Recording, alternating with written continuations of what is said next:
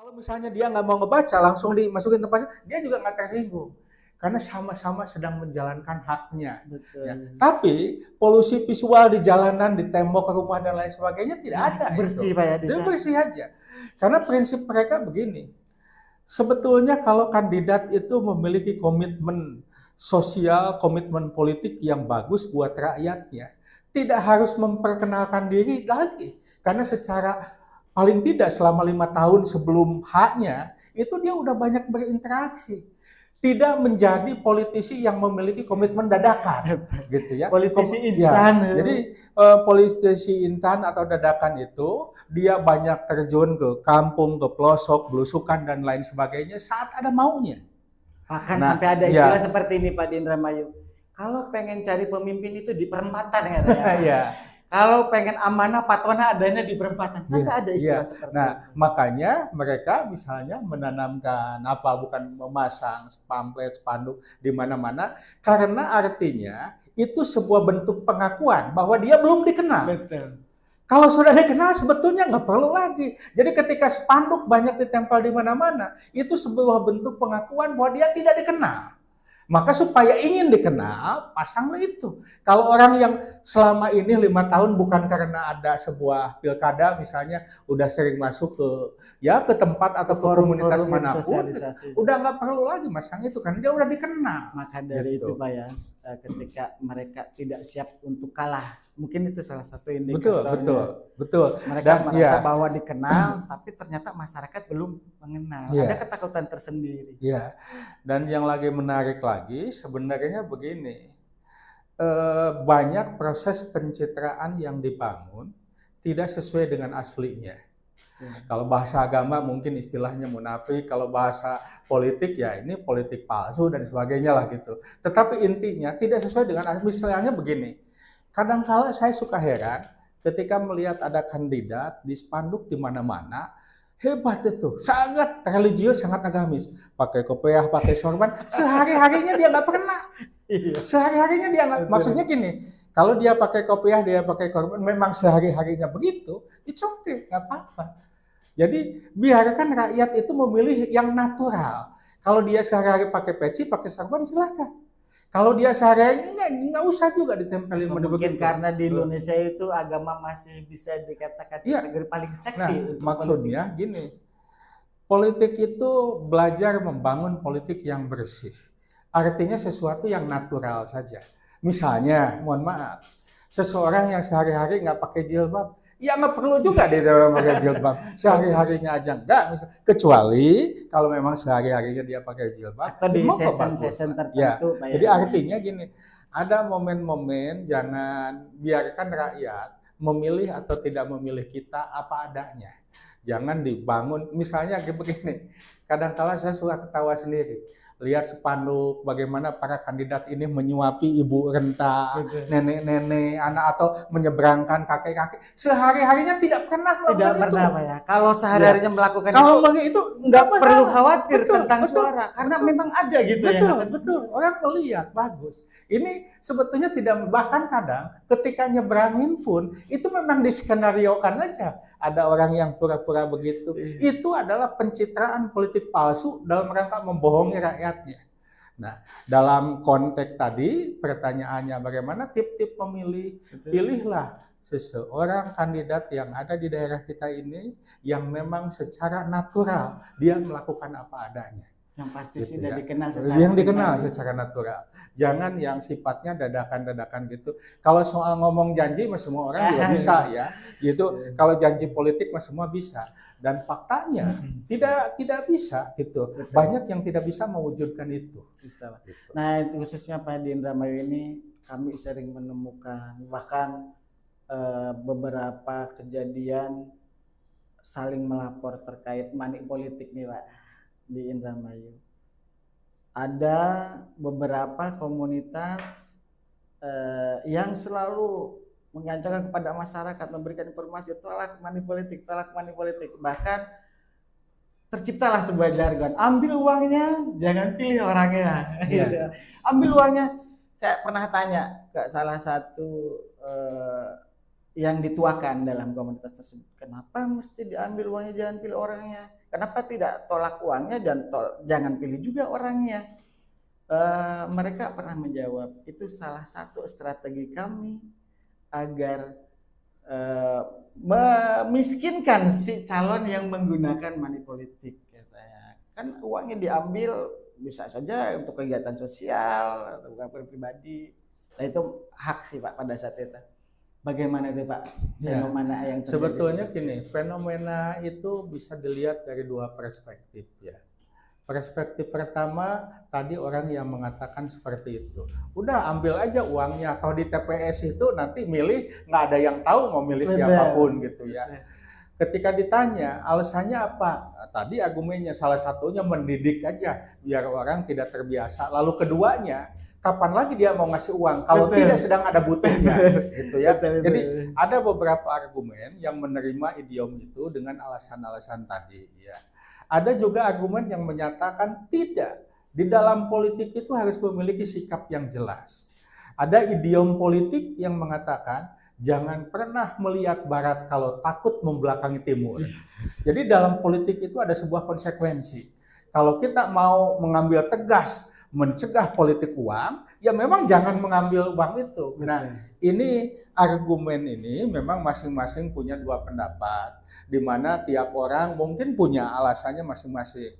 Nah, tetapi pada dasarnya, kalau dikaitkan dengan bagaimana tipnya, kalau saya sih sering mengatakan, teman-teman, kalau kita ingin memiliki kontribusi terhadap negara ini, minimal di bidang pencegahan dan pemberantasan korupsi, maka pilihlah kandidat dalam tanda petik yang pelit. Kenapa yang pelit itu? Maksudnya yang tidak bagi-bagi uang pada saat mau pemilihan, apalagi serangan pajar, detik-detik pencoblosan. Kenapa? Karena kalau orang melakukan itu, pada dasarnya itu adalah sebuah komitmen moral, sebuah investasi politik yang ditunjukkan kepada rakyatnya. Dia memberikan investasi itu pasti, mohon maaf, pasti aja tidak akan menjalankan amanah itu dengan baik. Sekarang beginilah contoh sederhananya. Artinya mereka mempertimbangkan modal dan nanti. Betul, betul. Sekarang misalnya begini, jadi bupati atau jadi wali kota gitu, gajinya berapa? Dengan tunjangan dan lain-lainnya berapa? Dikalikan 12, dikali 5 tahun total berapa? Apakah investasinya saat ini yang angkanya lumayan besar lah ya, di tingkat kabupaten bisa puluhan M gitu ya. Sekarang balik modal saja enggak. Kalau si kandidat itu sudah menjabat, dapat nabung nih, tidak dijajanin, tidak dipakai belanja, tabungin selama 12 bulan, kali 5 tahun, tabungin semuanya, modal itu nggak akan balik. Artinya apa? Secara teori matematika, agar balik modal saja pasti harus melakukan sesuatu yang melanggar ketentuan. Apalagi kalau bicara persiapan amunisi kedua. Kan di periode berikutnya ingin juga pasti akan gitu ya. Tertarik, itu kan kita belum balik modal nih. Ya. Kita harus lalu nanti terjadilah berbagai pelanggaran dari sisi alokasi anggaran harusnya untuk apa, digunakan untuk apa, dengan segala macam kepentingan. Makanya ketika saya sering mengatakan pilihlah para kandidat yang pelit dalam tanda petik ya. Pelit artinya gini, kalau dia baik pada saat biasa sumbangan itu it's okay. Yang pelit pada saat pencoblosan itu.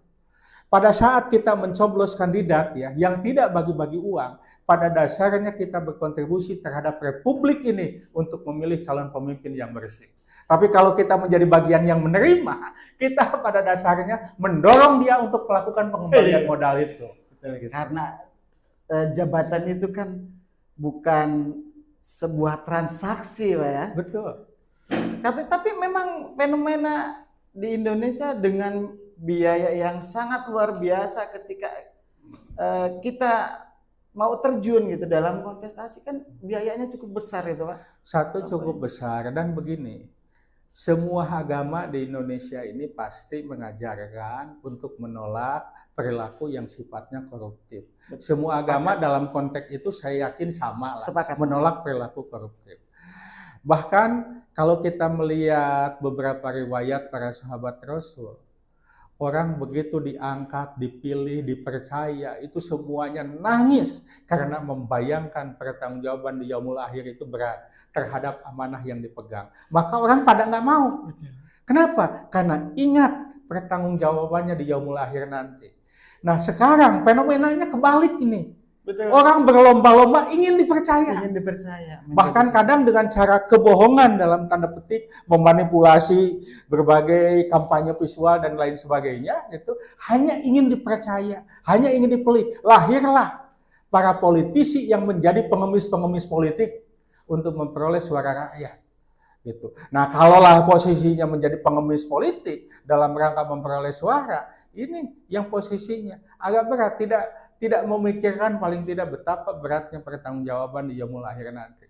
Jadi kalau orang sebetulnya ingat akan beratnya pertanggungjawaban di yaumul akhir, itu tidak akan berlomba-lomba loh. Apalagi memilihnya itu harus mengeluarkan uang, segala macam. Ngiler juga enggak Pak ya Bu. Orang tanpa mengeluarkan uang dipilih aja. Dulu itu orang pada ketakutan dan menangis karena takut membayangkan, takutnya nggak mau, saking nggak maunya itu. Nah, sekarang berlomba-lomba. Artinya ya kita tidak juga menyalahkan kandidat yang memang mau untuk ikut melakukan kompetisi. Selama niatnya baik, dengan tekad yang baik, lakukan perilaku yang sesuai dengan koridor dan ketentuan yang ada, silahkan. Bahkan itu saya memiliki pandangan akan menjadi salah satu jalan seseorang bisa masuk surga jika ia bisa menjadi pemimpin yang amanah. Nah, persoalannya, apakah seseorang itu niatnya baik atau tidak?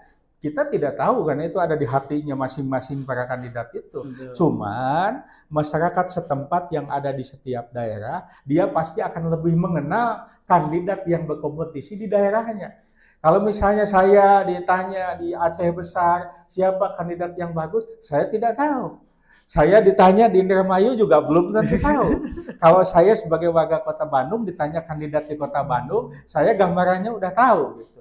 Tapi di daerah lain nggak tahu. Nah, oleh karena itu hanya rakyat yang ada di daerah masing-masing yang lebih mengenal siapa sosok terbaik di para kandidat itu.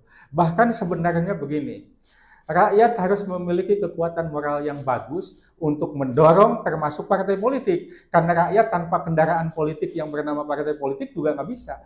Nah, ini rakyat mendorong partai politik agar sama-sama memiliki komitmen ya untuk mendorong para kandidat terbaik, khususnya yang saat ini karena garis peristiwa ada di Indramayu misalnya, yang berada kandidat di Indramayu ini atau di daerah lain masing-masing, pilih orang-orang yang bagus, pemikirannya hebat, kapabilitasnya bagus, niatnya bagus, perilakunya sederhana untuk menjadi pemimpinnya.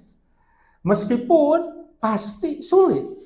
Sekarang misalnya begini, ada si A, capability-nya bagus dalam mengelola daerah, visinya bagus, kompetensinya ada, dan lain sebagainya gitu. Tapi nggak punya uang. Saat ini agak sulit. Kendaraannya, tadi lokomotifnya dari kendaraannya mana? Sulit. Nah, rakyat dan partai politik harus berani mendorong kandidat yang memiliki kapabilitas seperti itu. Tanpa mempertimbangkan berbagai atribut keuangan lainnya itu. Nah, kalau berani model begitu, ini wah betapa demokrasi itu sangat mungkin perbandingannya 1:1 juta mungkin Pak ya, harus seperti ya, itu. Ya nggak tahu lah. Mudah-mudahan lah nanti di periode kedepannya muncul juga lokomotif baru, partai yang benar-benar muncul dari rakyat yang sejatinya rakyat. Ya. Dan tetapi juga begini, kita jangan pesimis bahwa semua kandidat itu jelek, jangan. Kenapa? Kita harus juga memiliki keyakinan bahwa selalu ada kandidat-kandidat yang baik. Tinggal kita saja yang memilihnya, memilih siapa ketika kita berada di TPS itu. Kenapa? Karena setiap paku yang kita coblos di TPS ini disaksikan oleh para malaikat dan akan dimintai pertanggungjawabannya. Itulah yang menjadi ketakutan Pak, khususnya bagi para pemilih pemula nih Pak. Untuk sahabat-sahabat Garis Peristiwa TV yang baru kali pertama mau melaksanakan. Ya. Nah, makanya begini, untuk para pemilih pemula, sebetulnya ada fundamental penting mengenai pemahaman masalah politik. Jadi, fundamental kepada para pemilih pemula itu adalah pendidikan politik. Agar apa? Dia memahami setiap coblosan akan menentukan, bukan hanya 5 tahun loh. 5 tahun di dunia saat pemilihan pada saat ini. Betul. Tapi di akhirat nanti itu sampai kapanpun akan dimintai. Misalnya contoh, kalau kita memilih pemimpin yang tidak amanah, lalu menjadi pengkhianat bagi rakyatnya, bagi masyarakatnya, bagi daerahnya, kita ikut andil berdosa. Karena kita ikut memilih, mendukung dia untuk duduk di satu tampuk kekuasaan dengan segala macam visi dan kebijakannya yang menyengsarakan rakyatnya. Nah, oleh karena itu, pendidikan politik ini menjadi penting.